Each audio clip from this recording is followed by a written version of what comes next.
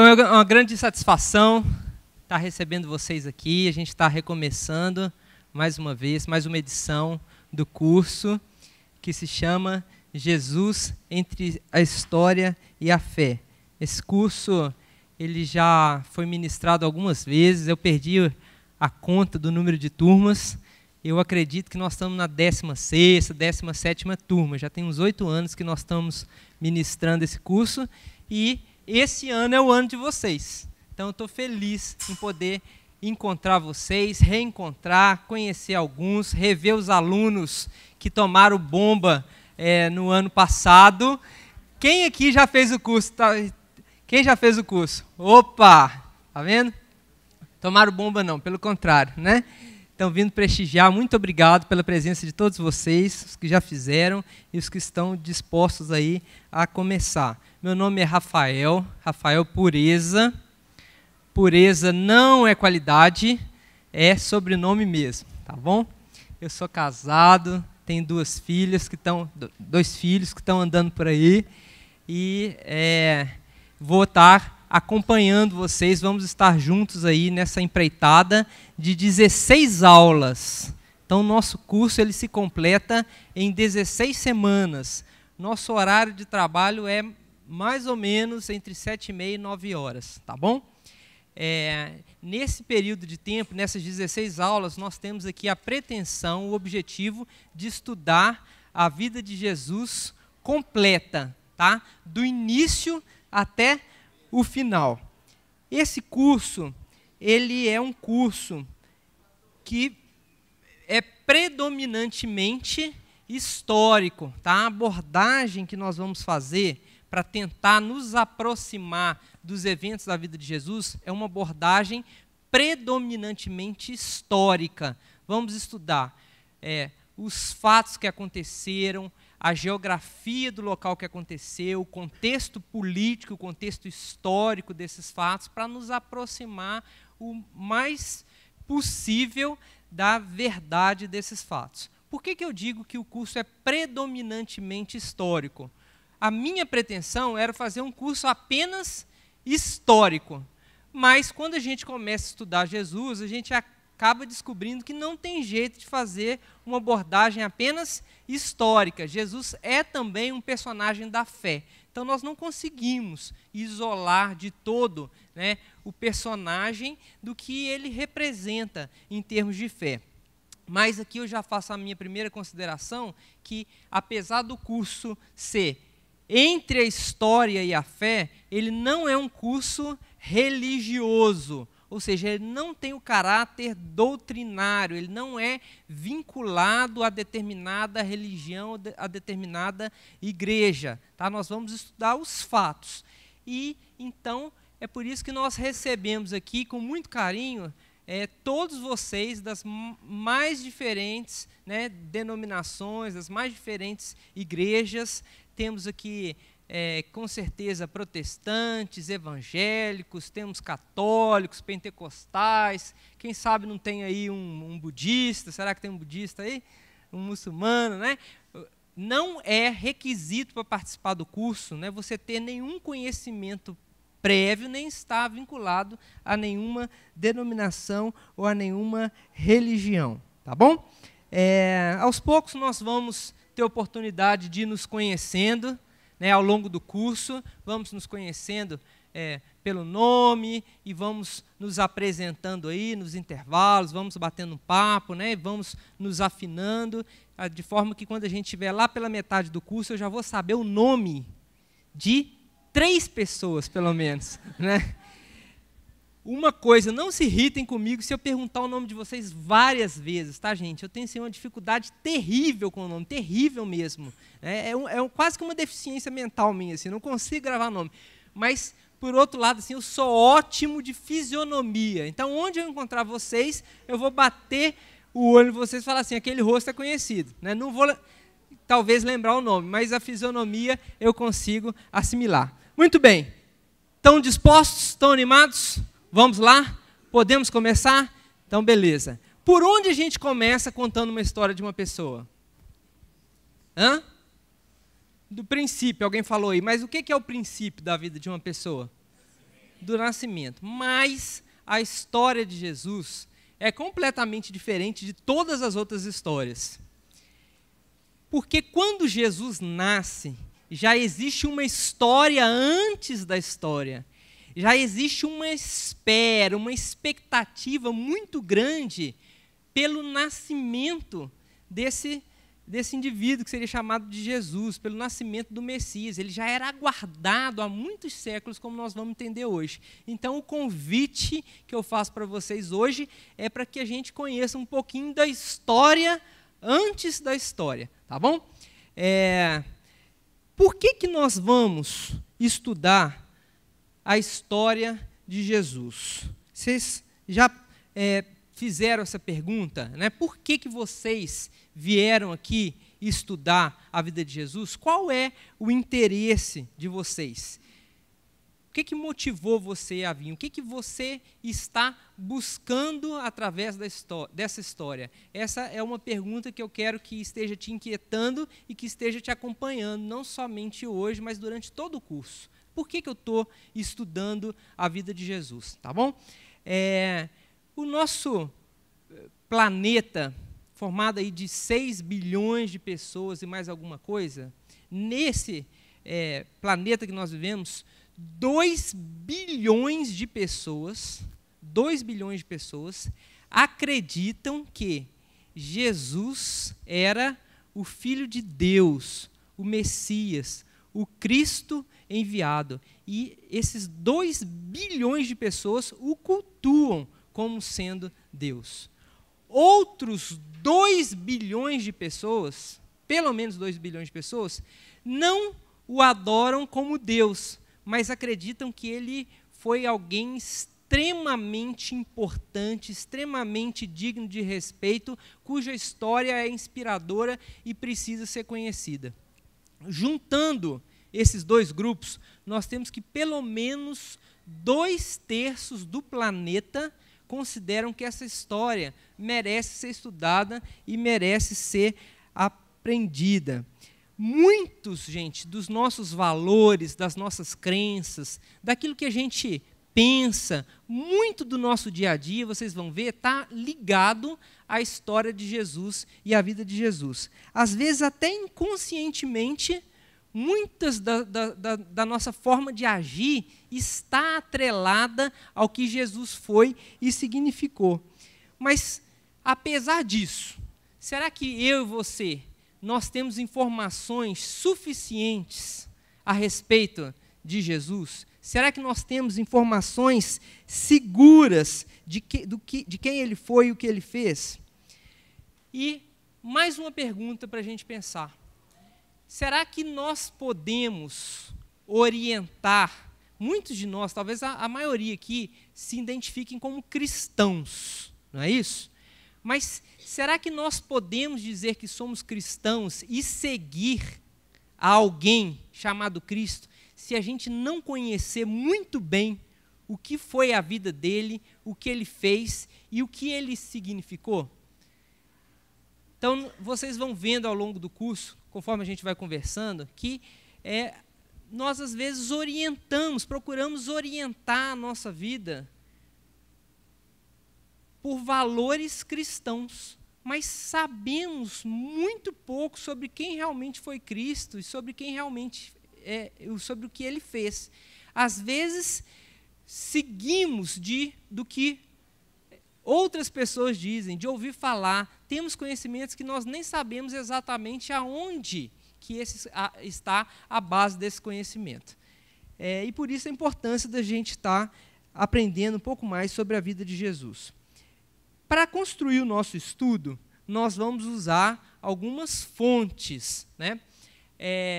A primeira fonte que nós vamos usar, primeira não em sentido de importância, tá, gente? É só na ordem que eu coloquei ali. Nós vamos fazer uma releitura da literatura que existe circulando. Gente, não existe outro personagem, não existe outra pessoa na história do mundo de quem tenha se escrito tanto livro e tanto conteúdo, né? Existe muito, muito material a respeito de Jesus. Muito desse material, inclusive, é extremamente duvidoso. o que sai de revistinha, né, de Veja, Isto É, super interessante, todo mês sai alguma coisa, né, a verdadeira história de Jesus, já viram esses títulos? Né? A história oculta de Jesus, o que Jesus fez durante a infância. Então, a literatura, os livros, as revistas, os artigos de internet, nós vamos utilizá-los, sim, para construir aqui os nossos conceitos, mas com a reserva que essas fontes merecem. Até porque quem quer vender, né, escreve sobre Jesus. Não é o meu caso, mas não escrevi para vender, mas se você lançar um título sobre Jesus, colocar lá no título numa revista, no artigo, alguma coisa relacionada a Jesus, vai ter procura e vai ter saída, então a gente tem que ter o cuidado também com essa fonte. Vamos usar a arqueologia. Uma vez eu estava falando com uma pessoa que o curso, né, e o livro referente ao curso é baseado em muitas descobertas arqueológicas. A pessoa falou assim, o quê? Mas arqueologia e fé e religião não tem nada a ver. Então, vocês serão surpreendidos, que vocês vão ver que a arqueologia hoje é uma ferramenta muito importante, muito interessante para a gente conhecer mais de perto a forma como era a vida no século I, no século que Jesus viveu, e a arqueologia está, inclusive, comprovando muitos dos acontecimentos relacionados à vida de Jesus. Tá? Então, a arqueologia vai ser uma das nossas fontes de estudo. Nós vamos usar fontes judaicas também. Os judeus escreveram a respeito de Jesus. Né? O Talmud, que é o principal livro de conhecimentos doutrinários dos judeus, existem referências a Jesus e nós vamos buscar também esse material. E nós vamos utilizar, e aí sim as nossas fontes mais importantes, os escritos evangélicos ou os evangelhos. Tá? Nós vamos utilizá-los. Existem ao todo, não sei se é do conhecimento de vocês, mais de 20 evangelhos. Mais de 20 evangelhos. 4 desses evangelhos compõem o Novo Testamento. São chamados evangelhos canônicos. São os livros de... Quais são? Mateus, Marcos, Lucas e João. E os outros evangelhos, Rafael? Os outros evangelhos são chamados de evangelhos apócrifos. O nome apócrifo traz na sua raiz a ideia de dúvida, de provável falsidade. Por quê? São livros que foram escritos em algum momento da história, a maioria deles não tem uma datação precisa, foram escritos ao longo do século I, II e III depois de Cristo. Os autores se identificavam com nomes que depois se constatou que era falso. Então a pessoa falava lá, quem está escrevendo aqui é o Judas, né, que conviveu com Jesus. Só que esse livro foi escrito no século III, 300 anos depois de Cristo. Judas não pode ter escrito esse livro de jeito nenhum, ou Tiago. Então, sobre os evangelhos apócrifos, existe dúvidas sobre a autenticidade desse material. Tá? Então, nós vamos conhecer os evangelhos apócrifos, vamos ver o que eles falam a respeito de Jesus. Vocês vão se surpreender descobrindo que muitas das coisas que a gente acredita sobre Jesus estão escritas nesses evangelhos apócrifos, mas, apesar de tudo isso, nós não podemos usá-los com absoluta confiança nesse material, por causa da dúvida sobre a autenticidade e sobre a autoria. Tá? Querem ver um exemplo aqui, só para a gente caminhar nesse sentido? Alguns evangelhos apócrifos se concentram praticamente na fase da infância da vida de Jesus. Uma fase que os evangelhos canônicos quase não mencionam nenhum detalhe. Com essa liberdade, esses autores apócrifos, eles dão uma viajada geral e contam cada história mirabolante, cada história fantástica, inacreditável sobre Jesus. Nos evangelhos apócrifos, por exemplo, está me ocorrendo aqui, tem uma história dizendo lá que quando Jesus nasceu, assim que ele saiu do ventre de Maria, ele danou a falar, falou sem parar, logo depois do nascimento. Tem outra história dizendo que ele já nasceu com dente. Uma outra dizendo que a parteira que fez o parto, olha que já estão introduzindo até mais um personagem na história, dizendo que a parteira, quando encostou no ventre de Maria, ela ficou com a mão carbonizada. Mas aí o bebê saiu e ele já falou com alguma coisa com a parteira lá e o bebê já curou a mão carbonizada. Vocês estão vendo? São histórias assim que vão surgindo nos evangelhos apócrifos. Tem uma outra também que eu acho bastante interessante. Essa que eu vou falar agora está escrito no Proto-Evangelho de Santiago. Lá conta que durante a infância de Jesus, ele era muito arteiro e muito bagunceiro, segundo esse evangelho, e em determinada ocasião, ele escutou a criançada reunida lá na casa da vizinha, e ele foi lá e bateu na porta da casa da vizinha lá. E quando a vizinha abriu, ele falou assim, eu vim brincar com as crianças. Eu fico imaginando que aquela mãe, aquela senhora pensou, já estou com a meninada danada ainda, vem mais esse agora, o negócio vai desandar. E a resposta dela foi assim, que criança? Não tem criança nenhuma aqui não.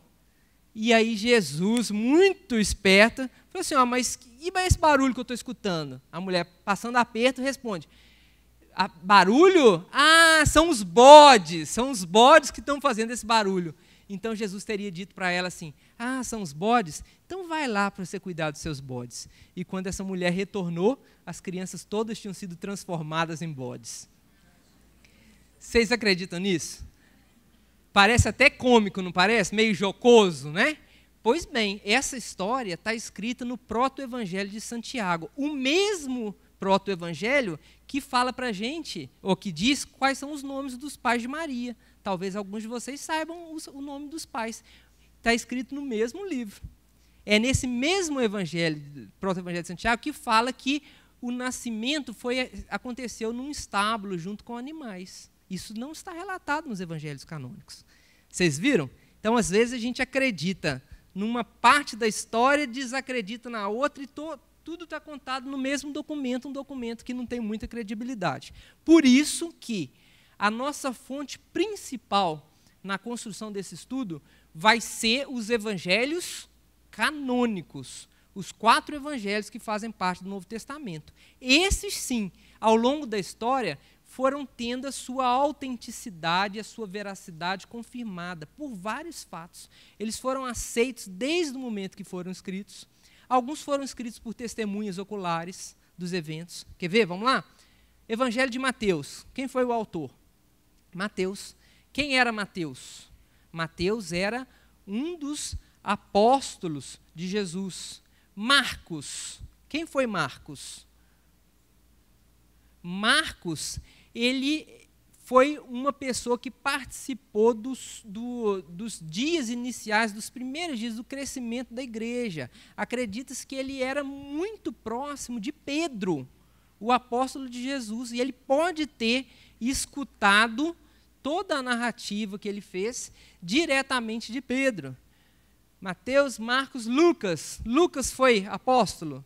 Não. Lucas era um pesquisador, um cientista. Ele era médico e ele fala no início do livro dele, Lucas, que antes de eu escrever, eu fiz uma pesquisa acurada, eu ouvi testemunhas oculares que me relataram todos os fatos. Esse é o autor do Evangelho de Lucas. E ele era uma pessoa muito próxima do apóstolo Paulo e de outros apóstolos e discípulos de Jesus. E o 4º evangelho, o evangelho de João. João também foi um apóstolo de Jesus, uma testemunha ocular dos fatos, ouviu e presenciou tudo aquilo que ele relatou. Então, por isso, nós usaremos como fonte principal os evangelhos canônicos. Então, vamos mergulhar nessa história. O título da nossa aula de hoje é A Espera do Messias, porque eu pretendo aqui, nos próximos minutos, durante a nossa aula, contar para vocês 2.100 anos de história que antecedem o nascimento de Jesus. 2.100 anos de espera por esse nascimento. E, para contar um pouco essa história, para a gente compreender sobre a história de Jesus, nós primeiro precisamos nos situar no espaço. Eu coloquei ali um globo. para que a gente possa tentar identificar onde essa história acontece. Você olhando o globo, você já sabe onde vai acontecer essa história? Você consegue achar ali? Consegue?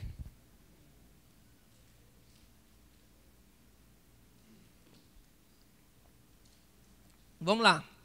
Me ajudem. Tô perto? Tô perto, gente? Não, tô perto? Aonde que é então, gente? Cadê?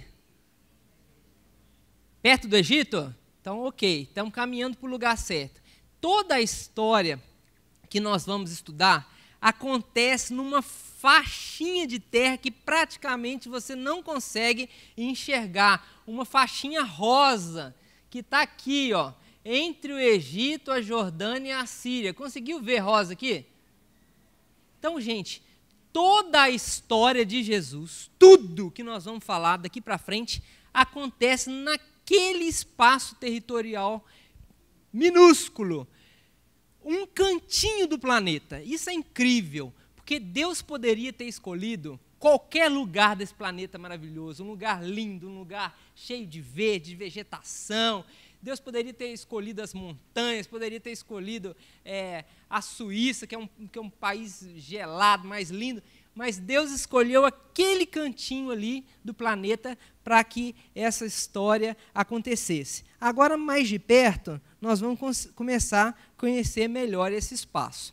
Esse mapa é um mapa do mundo antigo, ou seja, o mundo que existia na época de Jesus. Nós estamos muito longe dos descobrimentos, quase não se sabia nada sobre outros continentes. Então, as pessoas acreditavam que o mundo era isso aí. E eu já coloquei em rosa, acho que isso é rosa mesmo, não é? Para homem só conhece 4 cores, né? Ou é preto, ou é azul, no caso dos cruzeirenses, ou é vermelho, no caso dos flamenguistas, e eu vou arriscar um rosa para isso aí. Alguém já falou um salmão aí, eu não consigo identificar mais esse leque de cores, não. Mas essa cor aí, seja qual ela for, representa o Império Romano, as áreas dominadas pelo Império Romano no século I. Vejam que o mundo antigo, o mundo no qual Jesus viveu, era praticamente todo dominado pelo Império Romano. Agora, dentro do Império Romano, pensa num lugar com quase nenhuma importância. Entre tantas áreas nobres, tinha uma areazinha esquecida no Império Romano. É esse quadradinho, ou esse retângulo azul aqui.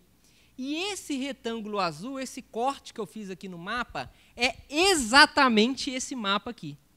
Tá bom, gente? Então, nós vamos conversar, esse aqui mapa vai ser um mapa que vai nos acompanhar durante o nosso curso. Toda a vida de Jesus acontece aqui dentro, toda, sem nenhuma exceção, acontece aqui dentro. Às vezes vai até parecer que isso aqui é muito grande, esse território, mas aí você vai se lembrar de que esse território corresponde àquele retângulozinho azul no mapa do mundo antigo, no mundo da época. E, então, nós vamos contar, a partir de agora, como que essa história do povo judeu, dos israelitas, se desenvolve ao longo dos 2000 anos até chegar aqui no ano 0.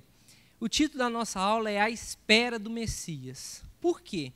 Porque o povo judeu, ao longo da história, acreditava muito que eles eram um povo especial, um povo diferente de qualquer um dos outros, e que Deus mandaria um Salvador, um Messias, para nascer entre eles. O povo acreditava nisso, o povo judeu. Agora, a pergunta para a gente, como é que foi que eles chegaram a essa conclusão? Por que eles acreditavam nisso? E a resposta é a seguinte, porque ao longo da história desse povo, Deus foi falando para eles, de algumas maneiras, que isso aconteceria, que ele mandaria um Messias até a terra, e esse Messias nasceria entre eles. como foi que Deus falou isso para o povo judeu? Deus falou de muitas formas, mas especialmente através de duas, que eu quero me concentrar nelas, nessa aula de hoje. Deus falou através de símbolos.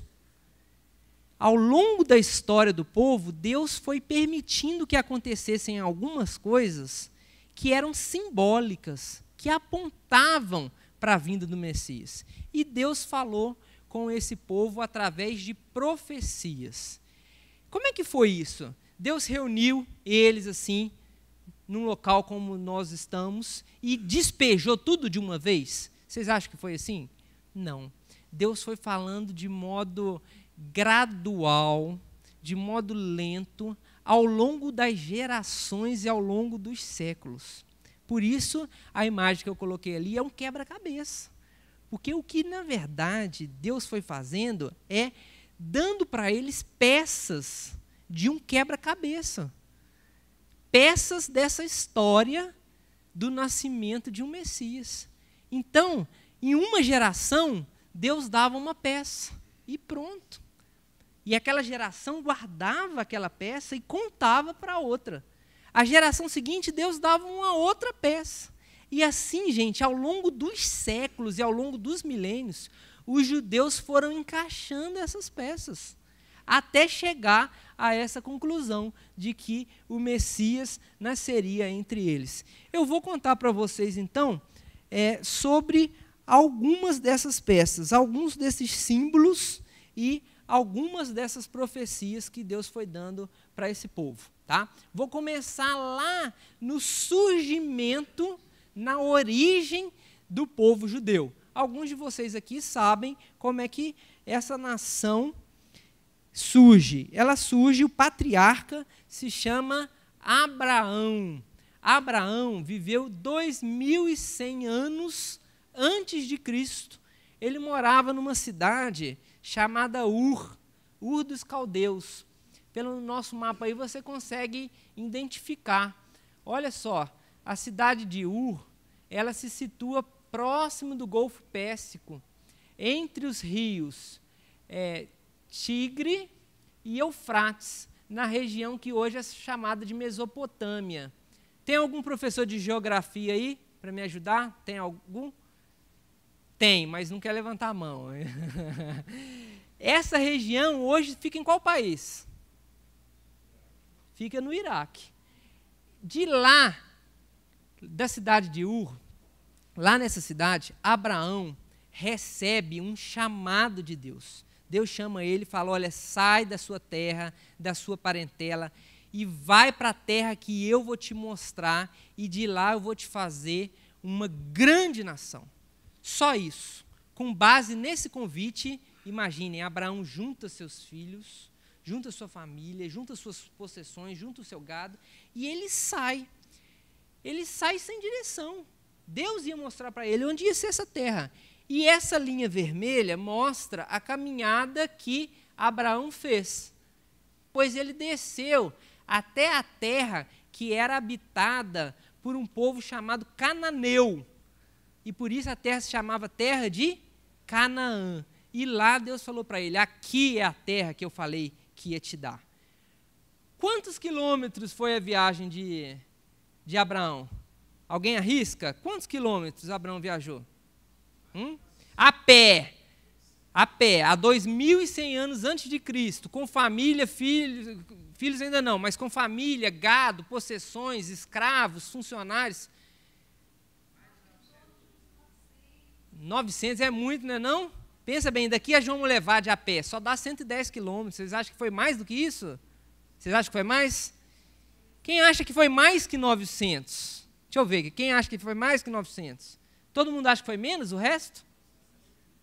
Pois bem, a viagem de Abraão foi de 1.600 quilômetros.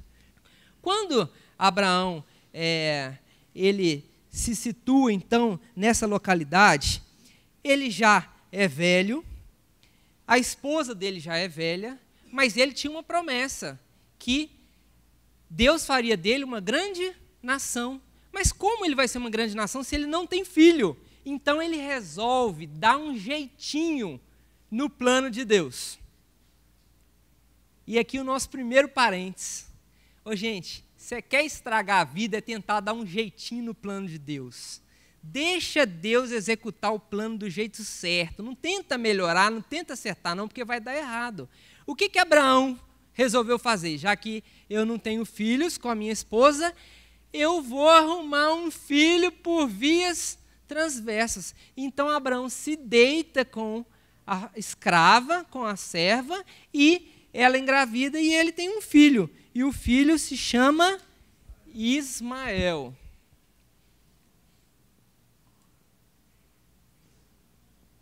Mas Deus fala para Abraão: não, senhor, não tenta dar jeitinho no negócio, não. Eu falei que eu ia fazer de você uma nação e eu vou fazer. Abraão já tendo 100 anos e a sua esposa Sara tendo 90 anos, ela engravida e dá à luz a um filho. Esse filho se chama Isaque. Portanto, Ismael e Isaque são meio-irmãos. Todo mundo comigo até aqui? Muito bem. Ismael vai crescer, vai se desenvolver, vai ter filhos, vai se misturar aos povos da região. E sabe qual povo que vai ser descendente de Ismael? Os palestinos. Os árabes. Eles são descendentes de Ismael. Isaque, o filho da promessa, ele teve outros 2 filhos, gêmeos, chamados Esaú e Jacó. Jacó tem um encontro com Deus e Deus muda o nome dele para quê? Israel. Os israelitas são descendentes, portanto, de Isaque. Os israelitas, mais tarde, vão ser chamados de judeus, tá bom? Então, olha a nossa primeira conclusão. Árabes, palestinos e judeus são, na verdade, o quê? Filhos do mesmo pai. Ambos são descendentes de Abraão. E agora, quando a gente vê a guerra lá, um jogando míssil na cabeça do outro, né? Tentando matar o outro, a gente começa a entender que essa guerra é uma guerra o quê? De família. Essa guerra começa no berço. São 2 irmãos brigando. Essa guerra, na verdade, começa quando um homem tenta dar um jeitinho no plano de Deus. Quando um homem tenta fazer do seu jeito e não do jeito que Deus diz que faria. Mas muito bem, prosseguindo aqui a nossa história. Isaque é o filho da promessa. É o que faria de Abraão uma grande nação. Abraão deve ter ficado muito surpreso quando Deus chama Abraão e fala: eu quero seu filho para mim. Se Deus falar isso comigo, eu falo: tudo bem, não tem problema. Mas Deus enfatizou. Ele falou: não, eu quero que você sacrifique o seu filho para mim. E agora a cabeça de Abraão deve ter ficado surtada. Como? Não é ele que vai virar uma nação? Não era o plano do Senhor? O Senhor me deu, eu já era velho, e agora o Senhor pede para eu matar o meu filho? Que espécie de Deus é esse? Mas agora Abraão já entendeu que ele não tem que ficar dando jeitinho no plano de Deus. E agora ele resolve obedecer. Abraão pega Isaque, olha que história interessante, gente, e ele caminha com Isaque durante alguns dias e algumas noites, em direção a um lugar que ele não conhecia. Quando ele chega no cume de um monte, alguém sabe qual monte que nós estamos falando? Monte Moriá. Quando ele chega no cume desse monte, Deus fala com Abraão: é aqui, pode amarrar o seu filho, e é aqui que você vai sacrificar ele.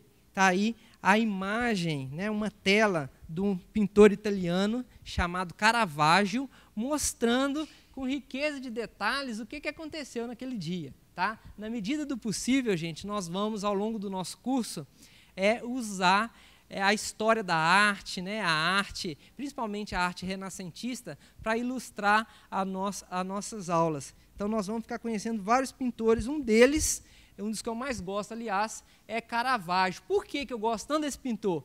porque as pinturas têm vida, têm expressão. A gente vê a história, às vezes a gente não imagina. Mas quando você olha lá o Isaac com a carinha de desespero, né? Olha o olho dele, a boca, pai, eu não acredito que você vai fazer isso, né? E o pai realmente levanta o cutelo, levanta a faca para sacrificar Isaac, e naquele momento ele é interrompido pela voz de Deus, que lhe diz que ele não precisa fazer o sacrifício. O próprio Deus providencia lá, ó, um animal para que fosse imolado no lugar de Isaac. Esse é o primeiro grande símbolo na história dos judeus que aponta para Jesus. Você deve estar pensando, agora eu embolei tudo. Como é que essa história tem a ver com Jesus? Muito bem. Essa história aconteceu 2.100 anos antes de Cristo. 2.100 anos depois dessa história, Deus vai fazer o sacrifício que Abraão não precisou fazer. Deus vai sacrificar o seu próprio filho, inocente, sem culpa nenhuma, assim como Isaac não tinha culpa de nada. Mas mais um detalhe que realmente comove a gente. Qual era o lugar onde Abraão foi sacrificar Isaac? O Monte Moriá. Onde foi que Deus sacrificou o seu filho Jesus? Aonde foi? Alguém sabe onde foi? Você vai falar na cidade de Jerusalém, não é isso? E alguém sabe onde fica a cidade de Jerusalém? A cidade de Jerusalém fica sob o cume do Monte Moriá e nos arredores, no entorno do Monte Moriá. Na época de Abraão, a cidade não existia ainda, logicamente, né? Mas ao longo dos séculos a cidade surgiu, se desenvolveu e é nesse lugar onde que Deus vai completar o sacrifício. Então esse é um símbolo. Às vezes a gente olha para essa história e fala, gente, que história louca, Deus pede para matar um menino e não mata, né? Essa história é um símbolo que apontava para um acontecimento futuro. Muito bem, a história prossegue. Isaac então tem Esaú, tem Jacó. Jacó teve 12 filhos, não é isso? E um dos filhos de Jacó se chama José. Tem uma história bonita que não vai dar tempo de eu contar aqui para vocês, mas o fato é que José, ele vai parar lá no Egito como escravo. E no Egito, depois de várias experiências lá, José vem a se tornar o braço direito de Faraó, um homem importante. E ele acaba trazendo toda a família dos descendentes de Abraão, são levados por José para o Egito. Mas os anos passam, as décadas passam, o povo tem memória curta, é ou não é verdade? Vai ter um povo de memória curta igual o brasileiro, né, gente? Difícil de achar um povo de memória curta igual a gente. E o pessoal do Egito se esquece de quem foi José e resolvem escravizar os descendentes de Abraão que estão morando lá no Egito. Inclusive, eles dão um nome para esses descendentes de Abraão. Eles começam a ser chamados de hebreus, lá no Egito. Alguém sabe o que significa o nome hebreu? Provavelmente, né, a origem da palavra tem a ver com estrangeiro. Eles eram estrangeiros, eles não eram naturais da terra. E por isso eles foram chamados assim. Agora eles são escravos no Egito. E nessa condição de escravidão, eles ficaram por 430 anos no Egito. Até que Deus escuta a oração desse povo e Deus resolve que vai libertá-los, vai tirar do Egito, vai tirá-los do Egito. Então surgem as 10 pragas, vocês conhecem bem essa parte da história. Mas eu quero concentrar na última das 10 pragas. Deus falou para aquele povo que eles iam sair do Egito, iam ser livres, na noite do dia 14 para o dia 15 do mês de Nissan. Noite do dia 14 para o dia 15 do mês de Nissan, que no nosso calendário normalmente coincide com o mês de abril. Deus falou para eles, olha, vocês vão sacrificar um animal, vocês vão passar o sangue dele nas portas, vocês têm que comer esse animal todinho durante a noite. Aliás, o animal que vai ser sacrificado tem que ser um animal perfeito, sem defeito, sem mácula, íntegro. E naquela noite eu vou passar pelo Egito ferindo os primogênitos dos egípcios. A casa que tiver o sangue nos marcos, eu não vou ferir os primogênitos. E estava ali sendo realizada a primeira festa da Páscoa. Deus estava instituindo a festa da Páscoa. A palavra Páscoa significa passagem. Passagem de quê? Passagem de Deus por aquele povo, a passagem da escravidão para a liberdade, que aconteceria naquela noite, né? E, então, naquela noite, o anjo passa, né? Mas nas portas em que há sangue, não existe morte dos primogênitos. Esse é um segundo símbolo muito importante que aponta para Jesus. Não sei se você já parou para pensar sobre isso. A festa da Páscoa, ela é simbólica, ela aponta para Jesus. Por quê? 2000 anos depois, aliás, a festa da Páscoa foi instituída no ano 1446 a.C.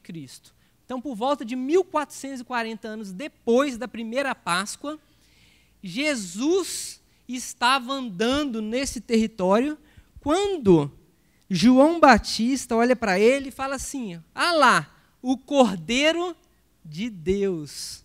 O que João estava querendo dizer? Assim como na Páscoa a gente tinha que sacrificar, fazer um sacrifício para que a gente passasse da escravidão para a liberdade, agora, no momento, Deus vai fazer esse sacrifício. E quem que vai ser o Cordeiro?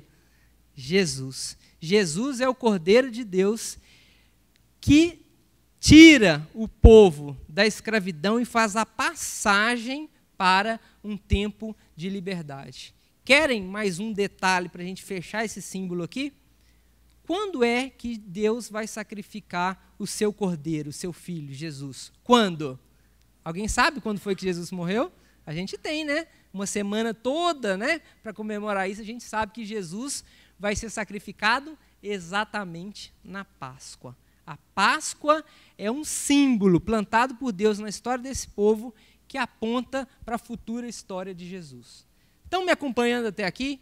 Vocês estão vendo como várias das coisas que aconteceram na história desse povo, eles podem até não ter entendido exatamente na época, mas era para que eles fossem construindo esse quebra-cabeça. Eu não tenho tempo aqui para contar, mas essa história, gente, está toda recheada, é uma história linda. Está toda recheada de símbolos. Quem quiser conhecer melhor a história do Velho Testamento, a história do povo judeu, eu recomendo o melhor curso que existe no Brasil, que é o curso de História e Geografia Bíblica, que está sendo dado nesse exato momento numa sala aqui em cima, o curso do professor Abreu. Quem já fez esse curso? Muita gente já fez, né? Então, esse curso é dado nas segundas e nas terças. Vai fazer na segunda, tá? Para você estar aqui comigo na terça-feira. Por favor, não me desfalca que não, que eu vou ficar chateado. Então, eu não tenho tempo para contar vários desses símbolos, mas a história está recheada deles. Às vezes a gente lê o Velho Testamento e a gente não entende nada. Muita gente fala, inclusive comigo, eu não gosto de ler o Velho Testamento. É muito sangue, toda hora está matando, tem um animal morrendo, sacrifica tantos animais. Gente, tudo isso eram símbolos. Todos os sacrifícios de animais apontam para Jesus. Quer entender isso? Quando eles pecavam, eles tinham que sacrificar um animal. Esse animal tinha que ser um animal perfeito, um animal puro, sem mácula. E antes de sacrificar o animal, eles colocavam a mão você não vai ser sacrificado, não, fica tranquilo. Eles colocavam a mão na testa do animal. Por quê? Era como se, com esse ato, eles estivessem transferindo a culpa dele para o pobre coitado do bichinho inocente. O bichinho, ele morria no lugar de quem pecou. Isso é um símbolo, porque futuramente eles entenderiam que Jesus, um inocente, sem culpa nenhuma, substituiria o pecador. Ele também carregaria as falhas de todos nós. Então, quando você lê o Velho Testamento da próxima vez, você já vai ler com uma perspectiva e com uma visão diferente. Mas, nessa história dos judeus, Deus falou com eles também através de profecias. As profecias também foram dadas de maneira gradual ao longo dos séculos. O Velho Testamento, ele tem vários livros proféticos, são os profetas, maiores, menores. Os profetas falavam coisas relacionadas à vida do povo, mas eles também anunciavam antecipadamente a vinda de Jesus. E anunciavam, inclusive, com muitos detalhes. É o que eu vou mostrar para vocês. Algumas profecias a respeito de Jesus. Deixa eu ver se consigo aumentar um pouquinho aqui. Então, vamos lá. Algumas profecias que a gente encontra no Velho Testamento. Davi, ele viveu, olha aqui a minha linha do tempo. Não está aparecendo não, né, viu, gente? Mas é uma linha do tempo, tá? Está meio tortinha. Davi viveu 1000 anos antes de Cristo. Olha o que Davi fala a respeito de Jesus. Ele descreve com cores vivas o sofrimento de Cristo. Se você puder, depois chega em casa, lê o Salmo 22. Você vai ficar impressionado com a descrição. Davi fala que o Cristo seria zombado, o Cristo seria traspassado nas mãos e nos pés, ele teria suas vestes repartidas e sorteadas, mas nenhum de seus ossos seria quebrado. Vejam que Davi, ele fala em detalhes como seria a morte de Jesus. Como seria? Traspassado nas mãos e nos pés. O detalhe precioso dessa história, que é o detalhe que a Ana Laura mais gosta, né? É que Davi escreveu isso 1000 anos antes de Cristo e a crucificação só foi inventada 400 anos antes de Cristo. Ou seja, Davi falou como Jesus ia morrer 600 anos antes desse tipo de morte passar a existir. Como é que você descreve um negócio que ainda não existe? Davi não poderia falar, ele vai morrer crucificado. Não existe crucificação ainda. Mas Davi fala, ele vai morrer traspassado nas mãos e nos pés. É ou não é incrível? O profeta Isaías, ele fala que uma mulher virgem iria engravidar e dar à luz a um menino. E o nome desse menino seria Emanuel, que quer dizer Deus conosco ou Deus se encarnou. Só que o profeta Isaías viveu 700 anos antes de Cristo, quando ele fala que Jesus ia nascer de uma virgem.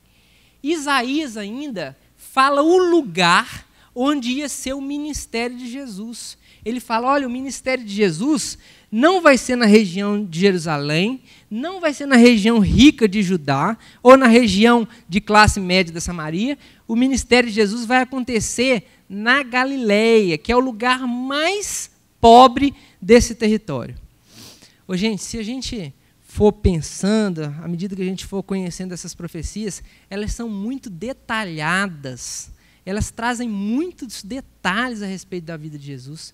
Sabe qual a chance matemática de uma pessoa realizar, uma única pessoa, realizar em si, a vida dela, realizar todas essas profecias? Se aproxima de zero. Infinitamente pequena a chance de, coincidentemente, alguém realizar todas essas profecias. Ou seja, nascer no lugar certo, ser filho das pessoas certas, viver da maneira como foi descrito, morrer da maneira como foi descrito, né? Sem falar do milagre que é o nascimento virginal. Então, a gente vai observando que as profecias a respeito de Jesus, elas não são essas profecias que a gente vê hoje por aí, não. Né? Hoje tem muita profecia por aí, que tanto de gente que diz que faz profecia, todo início de ano, a televisão mostra lá, né? O pessoal jogando cartas, jogando pedrinha, jogando, o que mais? Concha. Tem gente que faz profecia com vassoura, joga a vassoura para onde que a vassoura cair, explica como é que vai acontecer. Mas, em geral, todas essas profecias que a gente vê, elas são muito gerais, muito abstratas, de forma que é quase impossível cerrar uma profecia daquela. Você já viu? Todo início de ano, alguém aparece na televisão e fala: esse ano vai morrer um cantor famoso. Tem algum ano que não morre cantor famoso, gente? No Brasil ou em qualquer lugar do mundo? Todo ano morre um cantor famoso, né? Então, essas profecias gerais, né, são completamente diferentes das profecias que a gente vê a respeito de Jesus.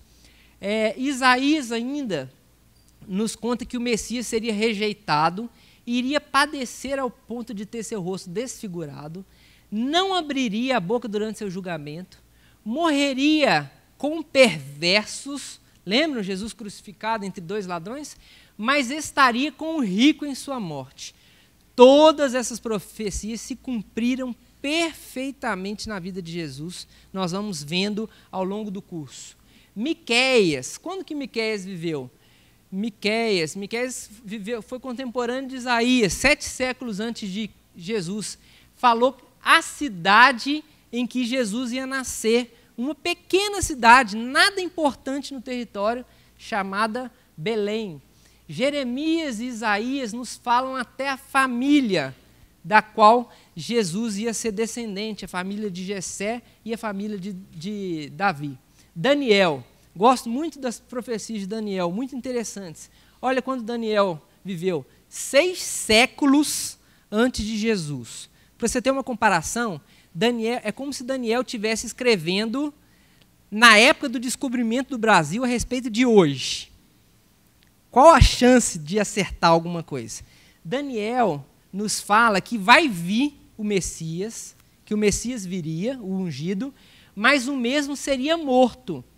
E que nessa época Jerusalém e o templo seriam destruídos. Destruídos por quem?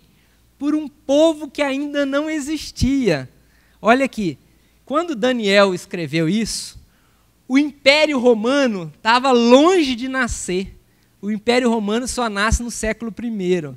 Então Daniel fala, olha, isso tudo vai acontecer, o Messias vai ser morto, Jerusalém vai ser destruída por um povo que ainda não existe. E esse povo realmente vai nascer depois para cumprir a profecia. Zacarias, ele nos conta como é que seria a entrada de Jesus em Jerusalém, montado em um jumento. Zacarias nos fala ainda que o Messias seria traspassado e ferido nas mãos. Eles conseguiram entender que Deus ia mandar um Messias para eles. Entenderam como que seria esses acontecimentos. Não apenas entenderam, como estavam ansiosos pela vinda e pelo nascimento do Messias, do Cristo entre eles. Gente, a ansiedade e o desejo era tão grande de que isso acontecesse, que por volta do ano 0 aqui, a maior tristeza que uma mulher podia ter era ser estéril. Uma mulher que não podia ter filhos, ela tinha a pior depressão e o pior sentimento que podia acontecer. Por quê que ela se sentia assim? Só pelo fato, ela já estava excluída a possibilidade de que ela fosse a mãe do Messias. Só para vocês verem o tanto que eles estavam esperando e ansiando por esse acontecimento.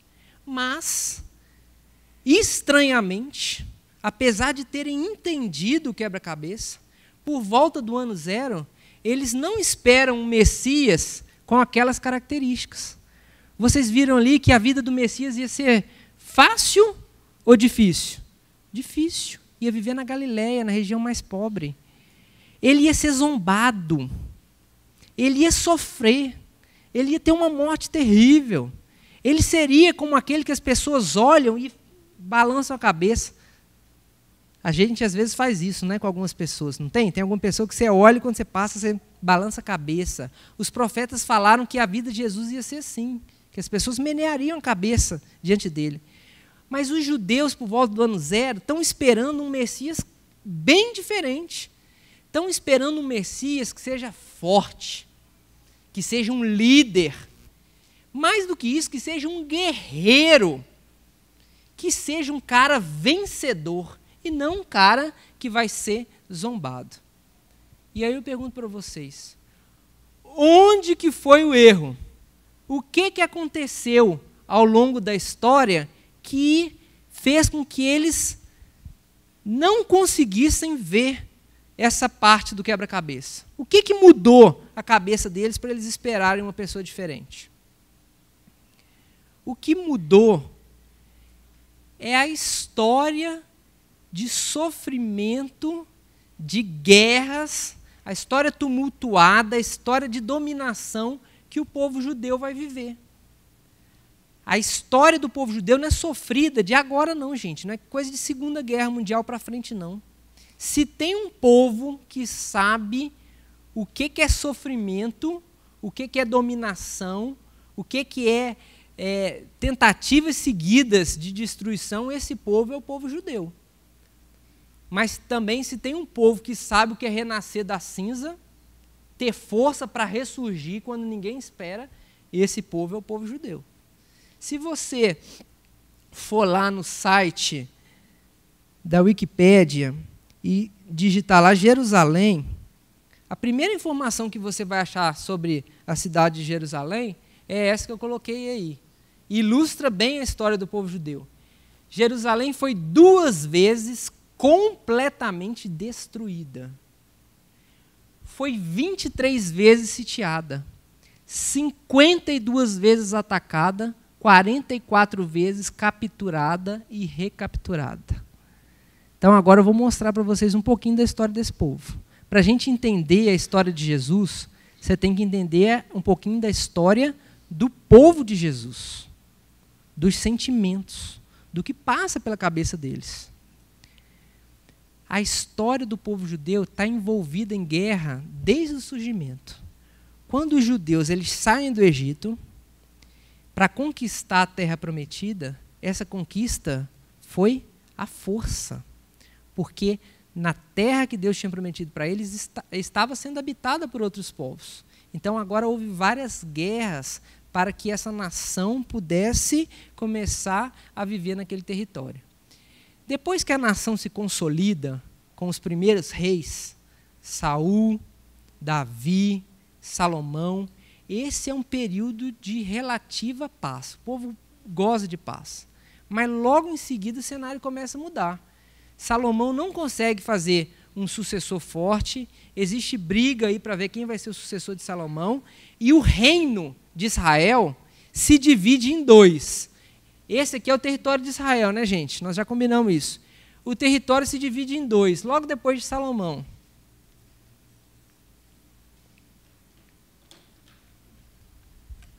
O território se divide em reino do norte e reino do sul.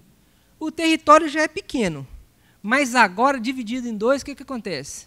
Ele fica muito enfraquecido e ele fica suscetível de ser conquistado pelos povos e pelos impérios vizinhos.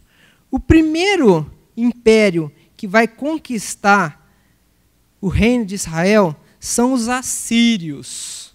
Vocês já devem ter escutado falar dos assírios.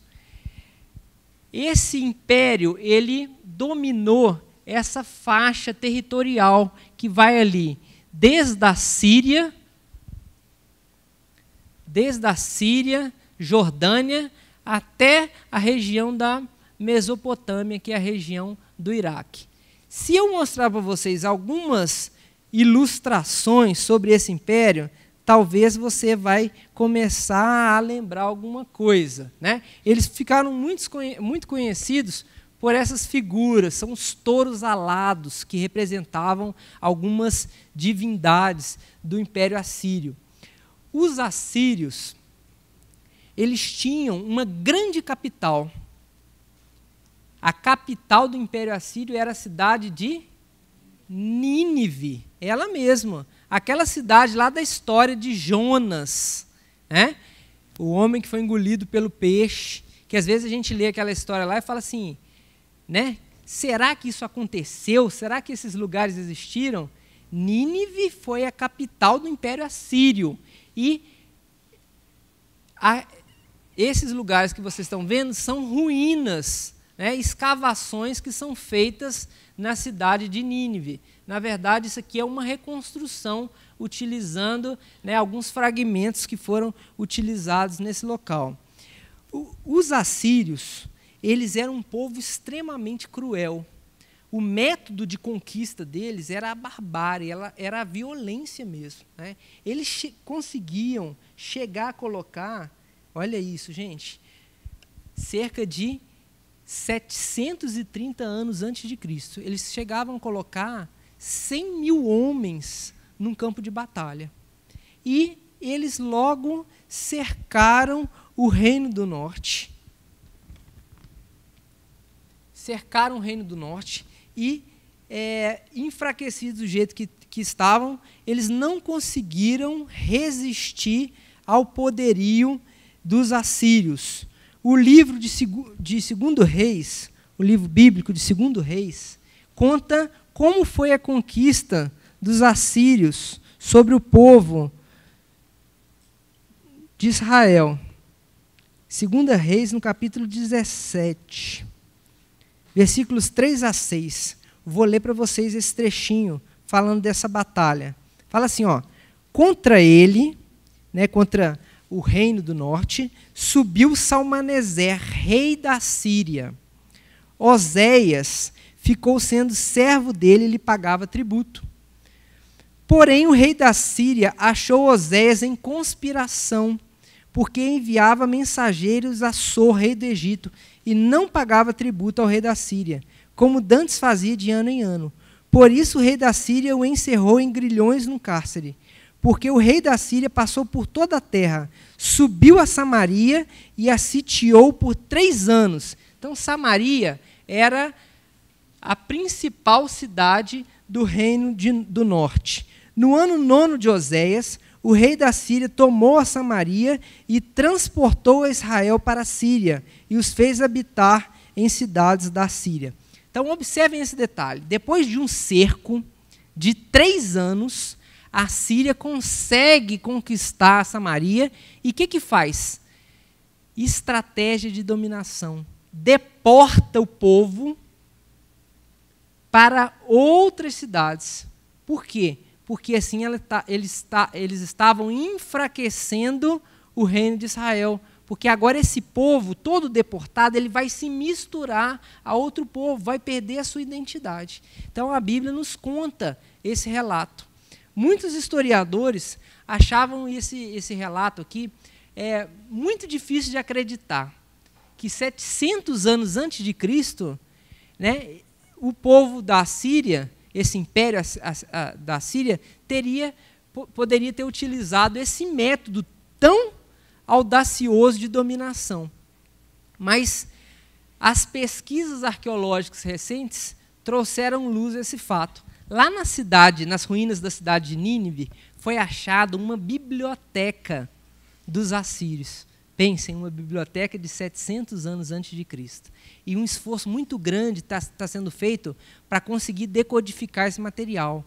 E um dos livros achados conta que o rei da Síria, ao dominar a Samaria, deportou de lá nada menos que 27.290 pessoas. Arqueologia comprovando um relato bíblico. O relato bíblico falava que o povo foi deportado. Agora, a biblioteca dos assírios nos conta o número exato de pessoas que foram deportadas.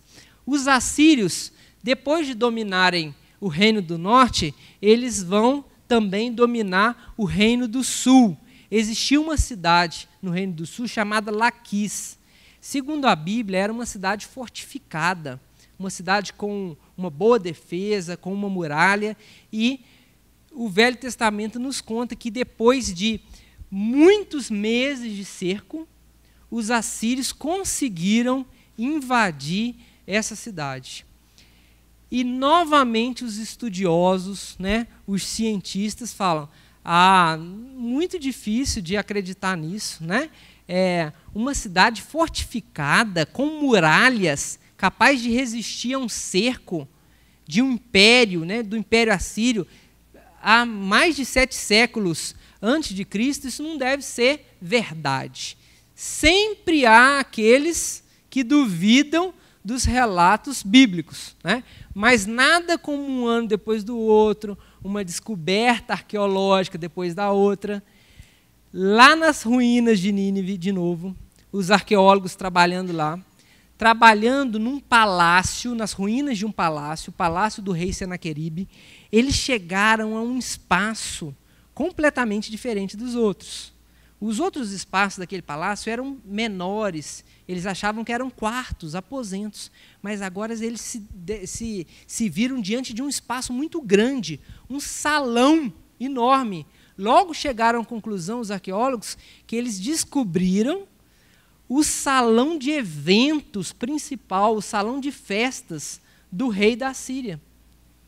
E continuando as escavações naquele lugar, eles acharam em uma parede um painel mesmo, um painel decorativo enorme, um painel de 27 metros de comprimento, esculpido na rocha, com relevo. Tenho aqui as imagens desse painel. Olha aí. 27 metros de painel.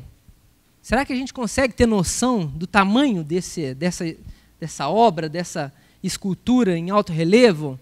Quantos metros será que a gente tem daqui até naquela porta lá atrás, hein? Alguém arrisca? Uns 20 metros? Se vocês estiveram certos, esse painel ainda é 7 metros maior. Para a gente ter uma ideia, 27 metros equivale a um prédio de 9 andares. A altura de um prédio de 9 andares.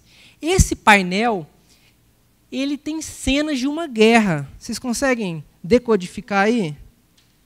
Dá para a gente ver de forma clara, não dá? Olha aqui. Acompanhem comigo. Tem uma muralha. Em cima da muralha nós temos arqueiros que estão atirando. Tem gente morta caindo. Tem arqueiros que pertencem a um outro exército que está atirando em direção à muralha, né? Nós temos um homem com um escudo protegendo outro arqueiro. Tem aqui gente despojando, ou seja, roubando coisa, tomando despojos da cidade que está sendo conquistada. Tem gente destruindo edificações, talvez quebrando paredes, muralhas para facilitar a invasão dessa cidade. Os arqueólogos ficaram doidos quando descobriram esse painel.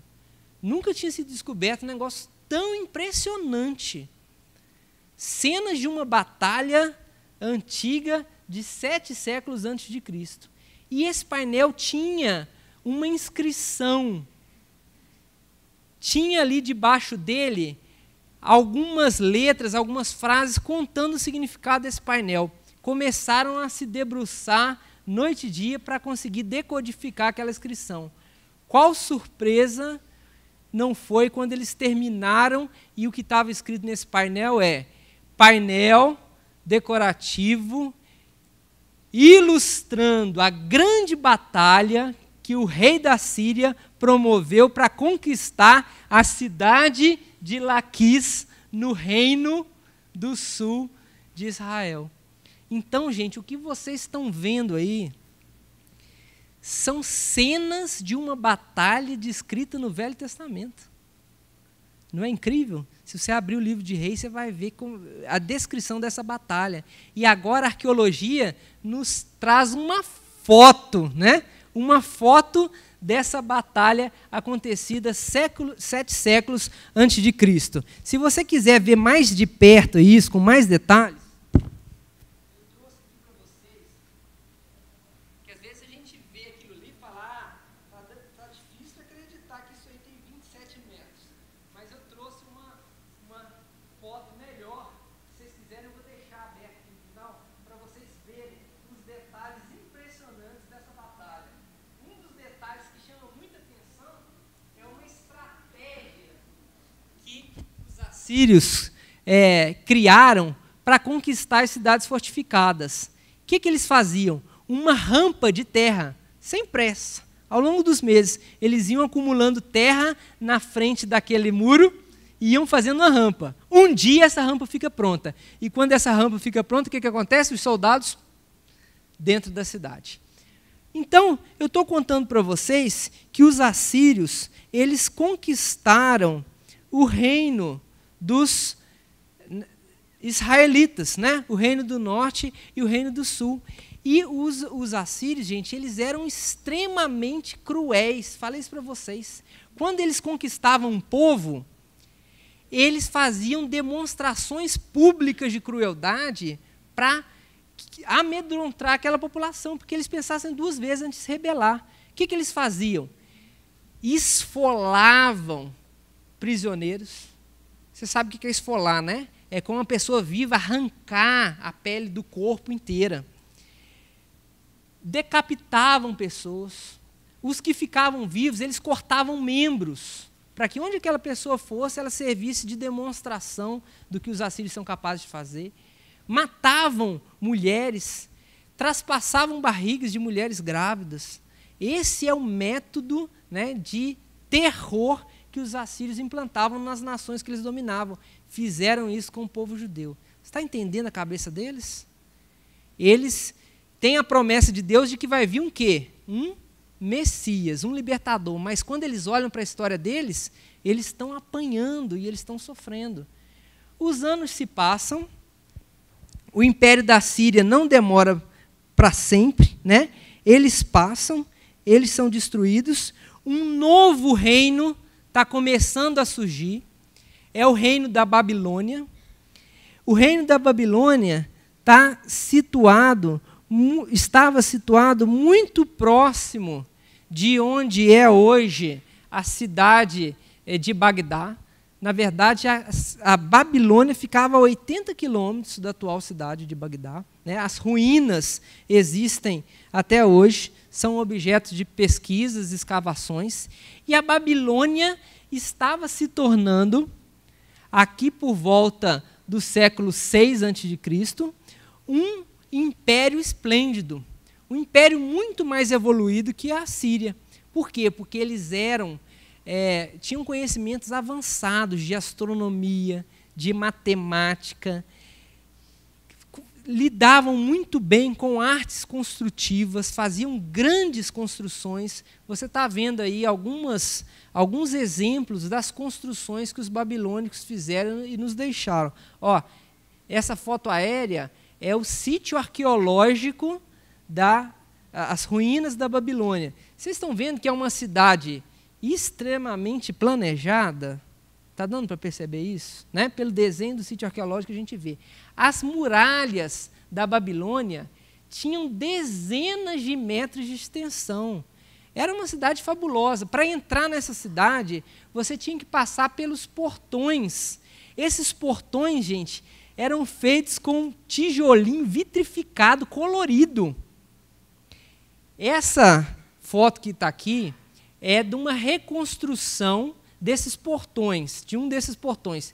Essa reconstrução é feita com algum material encontrado lá nas ruínas. Eu tenho uma outra ilustração aqui melhor. Essa porta, né, que está hoje reconstruída lá na cidade de Berlim, eu tive a oportunidade de conhecer agora no final do ano.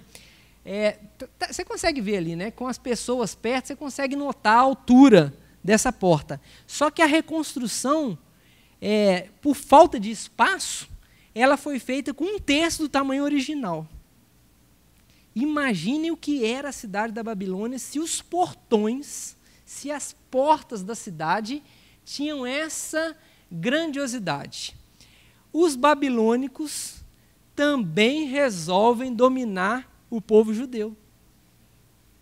Eles, principalmente com o rei Nabucodonosor, eles conquistam a região, destroem completamente a cidade de Jerusalém. Aliás, essa é uma das 2 vezes que eu falei que a cidade de Jerusalém foi completamente destruída. Ela foi aniquilada pelos babilônicos. Incendiaram tudo, destruíram tudo. Gente, a desolação é tão grande que os historiadores falam que nos 70 anos que se seguiram a conquista da Babilônia, a conquista do povo de Israel pela Babilônia, nos 70 anos seguintes, não se ouvia nas ruínas da cidade de Jerusalém a voz de nenhum homem e sequer um latido de um cachorro.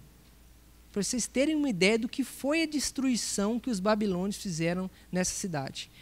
Os babilônios também utilizaram a estratégia de deportar a população. Só que enquanto os assírios saíram deportando todo mundo, a estratégia dos babilônicos é mais inteligente. Eles vão levar quem para a Babilônia?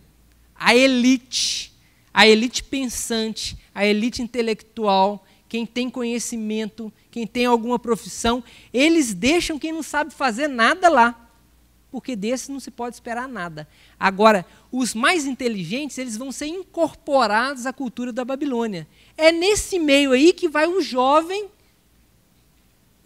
Daniel. É nessa época que ele é levado para a Babilônia. E a Babilônia, então, vai dominar sobre o povo de Israel por exatamente 70 anos. E aí depois, através do surgimento de uma nova nação, do novo império, os Medos e Persas, então o povo de Israel gradualmente consegue ir voltando para reconstruir a nação. Né? Alguns livros da Bíblia contam como é que foi essa reconstrução, especialmente os livros de Esdras e Neemias. Contam um pouco da reconstrução da cidade de Jerusalém. Muito bem, vocês acham que acabou? Esse povo que já foi dominado pelos assírios, já foi dominado pela Babilônia, depois, quando eles conseguem voltar para o território deles, eles acham que eles vão viver em paz, começa a surgir um novo império, chamado de Império Helênico. No meu mapa aqui, eu mostro para vocês o que foi o Império Helênico. Olha que a extensão desse império já é muito maior, não é? Esse Império Helênico, ele foi fundado por um personagem já mais conhecido nosso, chamado de Alexandre o Grande. Alexandre o Grande, ele era filho de um rei da Macedônia, chamado Filipe II. E o pai dele foi assassinado quando ele tinha 20 anos só. Ele é jovem ainda. E com essa força dos jovens e a loucura dos jovens, o que ele resolve? Eu vou me tornar rei no lugar do meu pai. Mas se meu pai dominou sobre a Macedônia, olha lá onde está a Macedônia. A Macedônia é só aquele laranjinha lá. O que Alexandre o Grande resolve? Eu vou dominar sobre o mundo inteiro. Olha a ousadia. Nos próximos 13 anos, Alexandre o Grande sai conquistando todo o mundo antigo, guerreando uma batalha após a outra. Eu tenho aqui um mosaico que foi encontrado nas ruínas da cidade romana, chamada Pompeia, cidade que foi destruída pelo vulcão Vesúvio, ilustrando aí, né, o Alexandre o Grande. Você imaginava ele um pouquinho mais bonito que isso, né? Com certeza, né? E Alexandre o Grande, nesse mosaico, ele está montando o cavalo dele. Ele adorava o cavalo dele, o Alexandre o Grande. Esse cavalo foi o companheiro dele ao redor do mundo, em todas as batalhas. O cavalo dele chamava Bucéfalo. E ele gostava tanto desse cavalo que onde ele conquistava um país, uma nação, ele criava uma cidade lá em homenagem ao cavalo dele. Então, na época, existiram várias cidades chamadas bucéfalas ao redor do mundo, sempre em homenagem ao cavalo de Alexandre o Grande. Ele conquista tudo e ele nunca perdeu nenhuma batalha. Ele nunca perdeu uma batalha. Aos 33 anos, ele morre. Com quantos anos eu falei por aqui ele começou a guerrear? 20 anos. 13 anos depois, ele tinha conquistado o mundo inteiro. Dá para você imaginar isso? E ele morre de quê? O que vocês acham? Uma pessoa que conquistou o mundo inteiro em 13 anos. Morre de quê? Uma febre? Só para vocês pensarem, né? Se alguém quer conquistar tudo de uma vez só, Alexandre o Grande morre provavelmente de esgotamento. Esgotamento físico. O cara que conquistou o mundo todo perde a sua própria vida. Mas ele deixa o Império Helênico. E vocês acham que o Império Helênico dominou o povo judeu? Se você olhar lá no mapa, vamos voltar para o mapa, você vai ver que o território de Israel está aí, ó. Olha lá, o território de Israel. Está vendo? Gente, será que eles não podiam ter parado por aqui só, não? Ou ido lá e conquistado o Egito? Tinha que, só uma faixinha de terra, mas tinha que incluir esse povo que já é tão sofrido, mais uma vez conquistado por outro império. E detalhe, essa região de Israel foi muito importante para o Império Helênico, porque é um corredor, vocês estão vendo? É um corredor entre uma parte do império e a outra parte. Era por onde passavam as tropas. Então, qual a importância que a região de Israel e o povo judeu passa a ter dentro do Império Helênico? A importância de um corredor de tropas. Quando Alexandre o Grande morre, começa uma briga entre os generais para poder ver quem que vai ficar com esse território. Ptolomeu e Seleuco começam a disputar. E aí, gente, é que as cidades acabam de uma vez. Na disputa entre dois generais. A cidade não tem mais economia, a cidade não tem mais agricultura, as cidades, né? Elas são relegadas ao simples fato de serem um corredor para as tropas. Mais uma vez, o povo judeu está sofrendo e sofrendo muito. E o sofrimento só vai aumentar, porque quando um daqueles generais consegue prevalecer sobre o outro, o nome dele é Antíoco. O que ele fala? O que ele pensa? Eu vou acabar com a história desse povo judeu, que é um povo difícil, né? Eu falei para vocês que eles sempre renascem das cinzas. Como é que eu vou acabar? A estratégia dele foi diferente dos outros. Eu não vou deportar, eu não vou matar. O que eu vou fazer? Eu vou obrigar eles a falar o grego, a se vestir como os gregos, a terem os costumes do grego. Ô, gente, um povo que perde a sua identidade, o que acontece? Desaparece. Um povo que perde a sua língua e seus costumes, desaparece. Mas os judeus já estão falando em grego, já estão se vestindo e se comunicando como gregos, mas continuam mantendo a religião. O que Antíoco resolve? Eu vou acabar com a religião deles. Antíoco entra no templo e sacrifica uma porca sobre o altar. Por que uma porca? Porque porco é um animal imundo para os judeus, vocês sabem disso. E assim, ele profana a religião, o templo dos judeus. Eles vão acabar conseguindo tomar um pouquinho o poder das mãos do Império Helênico, né? Mas isso não dura muito, porque agora o povo judeu, que volta a ter um pouco de autonomia, os seus próprios governantes, começa a brigar entre si. Pega esse finalzinho aqui da nossa aula para você ver como que isso vai permitir a gente entender um pouco mais a história daqui para frente. Eu vou falar alguns nomes aqui, o meu apagador não apaga, que são nomes muito bonitos. Inclusive, se alguém tiver alguma grávida aí precisando escolher nome para filho, tá? 2 irmãos brigando pelo trono no reino de Israel. Um se chama Hircano e o outro se chama Aristóbulo.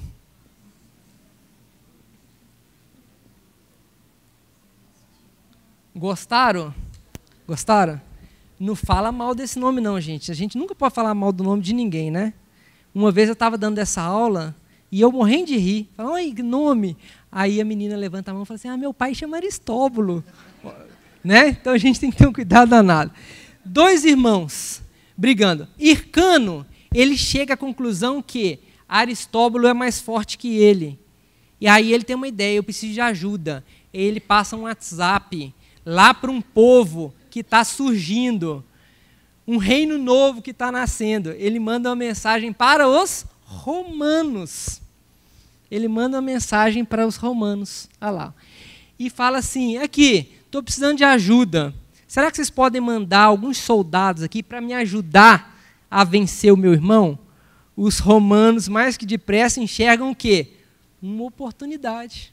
É assim, gente, que vai começar o domínio do Império Romano sobre Israel. Praticamente eles foram convidados a entrar.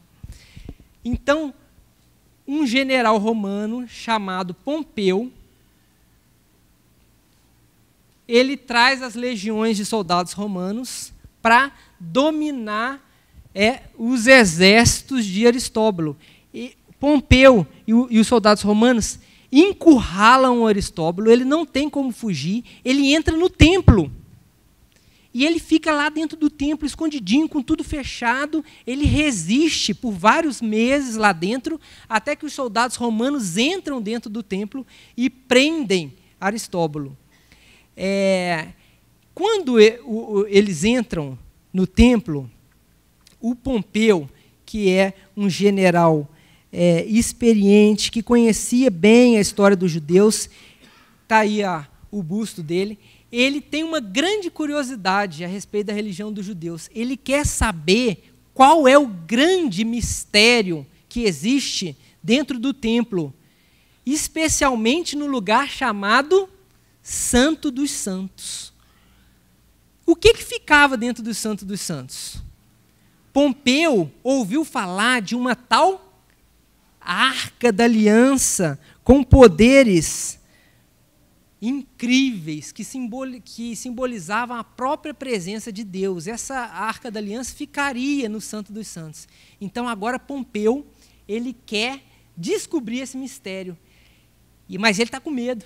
Ele desembanha a espada dele, ele não sabe o que vem pela frente, né? E ele adentra no Santo dos Santos com a espada em punho. Não sei o que vem lá de dentro, né? E quando ele entra, o que ele encontra dentro do Santo dos Santos? Nada.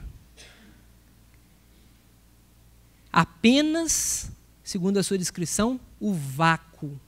O grande mistério da religião dos judeus, o Santo dos Santos, nessa época, já havia sido perdido. Então, por esse episódio histórico, tá? Da história secular, não está registrado na Bíblia, a gente já sabe que a Arca da Aliança, nos tempos de Jesus, já não estava mais no templo. Já havia desaparecido, já havia se perdido. E está sendo procurado até hoje, né? Indiana Jones está procurando até hoje aí ao redor do mundo. Não é só Pompeu que está tentando descobrir onde ela está, não. Mas havia uma regra, existe, aliás, uma regra no Velho Testamento que diz que o sumo sacerdote ele tem que ser uma pessoa fisicamente perfeito, íntegro fisicamente. Aí Antígono, que já não tem um exército, ele tem uma ideia para tirar Hircano desse cargo de sumo sacerdote. Ele pede uma audiência com o tio, né? O tio dele, Hircano, e ele vai lá, se aproxima do tio, simulando que quer fazer as pazes com o tio, ele dá um abraço no tio, vem cá me abraça, vem cá. E ele se aproxima da orelha do tio, né? E com uma mordida, ele arranca a orelha do tio. É filho do Mike Tyson, né? Assim, Hircano passou a ser um deficiente. E ele não pode mais ser sumo sacerdote. O que acontece? Explode uma revolta entre o povo. Começa de novo a guerra. Judeu contra judeu. E aí, mais uma vez, o Império Romano é chamado para intervir. Para acalmar a revolta, o que o Império Romano faz? Nomeia como governador da Judéia Herodes. E agora nós estamos nos aproximando de uma história que todo mundo conhece. Agora já é o nome mais conhecido, né? Herodes é o governador nomeado por Roma para governar a Judéia. Ele governa desde o ano 40 a.C. Quando Cristo vai nascer, na próxima aula, Herodes já governa a Judéia há aproximadamente 3 décadas. Aproximadamente 3 décadas. Herodes é chamado de o Grande. O Grande. Herodes foi um grande construtor. Ele fez construções magníficas. Só para ilustrar aqui alguma coisa que Herodes fez, Olha esse local, ele é chamado de Heródium, é uma fortaleza. Aliás, Herodes foi enterrado nessa fortaleza. A fortaleza está lá em cima do monte. Perceberam aqui? Um monte com formato de seio. Esse monte não está muito perfeitinho, não? Não está muito perfeitinho? Por quê? Esse monte é um monte artificial, de 758 metros de altura. Herodes mandou construir uma montanha artificial para encravar dentro da montanha a sua fortaleza, o seu centro administrativo e o lugar onde que ele foi enterrado também. Por que Herodes fez uma fortaleza dessa, com essa magnitude toda? Porque Herodes morria de medo de perder o cargo. Ele era um louco. Ele tinha um apego ao poder tão grande que ele era capaz de fazer qualquer coisa para se manter no poder. Herodes, gente, com medo de que fosse feito um golpe contra ele, para tirar ele do poder, ele mandou matar os 2 cunhados dele. Vê se pode. Um negócio desse é completamente aceitável, matar cunhado não tem problema, não é verdade? Até aí tudo bem, mas ele estava tão apegado ao poder que depois disso ele mandou matar 3 filhos, com medo dos filhos conspirarem contra ele. 2 filhos ele mandou estrangular.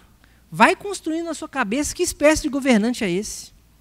O cara, ele é um exímio guerreiro, um construtor fabuloso, faz grandes construções, aquedutos, construiu cidades inteiras, mas o cara é tirano até dizer onde que chega. Matou 2 cunhados, matou 3 filhos, e agora ele fez mais uma coisa fabulosa, mandou matar a sogra. Oh, fabulosa não, falei errado. A minha sogra está aqui, gente, tive que corrigir na hora, né? Ele fez mais uma coisa terrível, mandou matar a sogra dele. Basta de tirania? Basta de loucura? Não satisfeito, Herodes suspeitou que a própria esposa, chamada Mariana, podia conspirar dele. E ele gostava dessa mulher. Vocês acreditam? Ele gostava tanto dessa mulher que uma vez Cleópatra, rainha do Egito, tentou cantar Herodes e ele não aceitou. Realmente há relatos de que ele gostava da esposa Mariana, mas a paixão e o amor pelo poder era maior, ao fato dele praticamente surtar. E aí o que ele faz? Ele manda matar a esposa, a própria esposa, a Mariana. Esse é o cara que governa sobre o povo judeu. Vocês acham que o povo judeu está satisfeito ou o povo judeu está completamente insatisfeito com o governo de Herodes? Acrescente-se uma coisa a essa história. Herodes não é judeu. Herodes é estrangeiro, ele é idumeu. Idumeu, um povo que vivia nessa região. Os idumeus eram descendentes de Esaú. E o povo judeu é descendente de quê? De Jacó. Eles estavam sendo governados, né, por um estrangeiro. Ao mesmo tempo que o povo judeu, assim, tem uma certa admiração por Herodes, porque depois de tanto domínio, tanta exploração, depois de apanhar tanto ao longo da história, de sofrer tanto, agora eles têm um governante que está reconstruindo as cidades, que está movimentando a economia, o país volta a existir, as cidades começam a crescer, mas ao mesmo tempo ele é absolutamente tirano, cruel, enlouquecido pelo poder, né? Então o povo está ali, ó.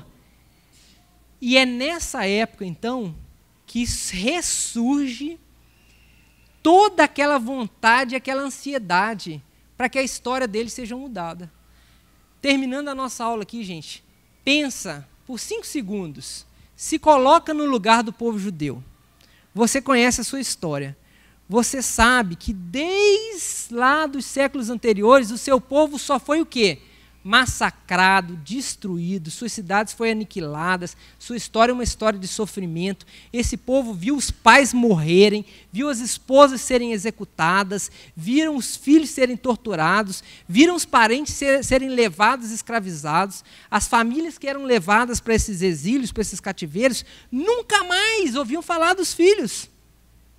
Essa é a história do povo judeu. Agora se coloca no lugar deles. E do meu estrangeiro, um louco varrido, um tirano. O que o povo judeu mais quer nesse momento?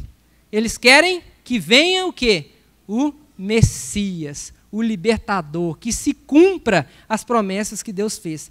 Mas eles querem aquele Messias que vai ser zombado? Depois de tudo isso, eles vão querer um Messias para ser morto de novo? Para ser traspassado nas mãos e nos pés?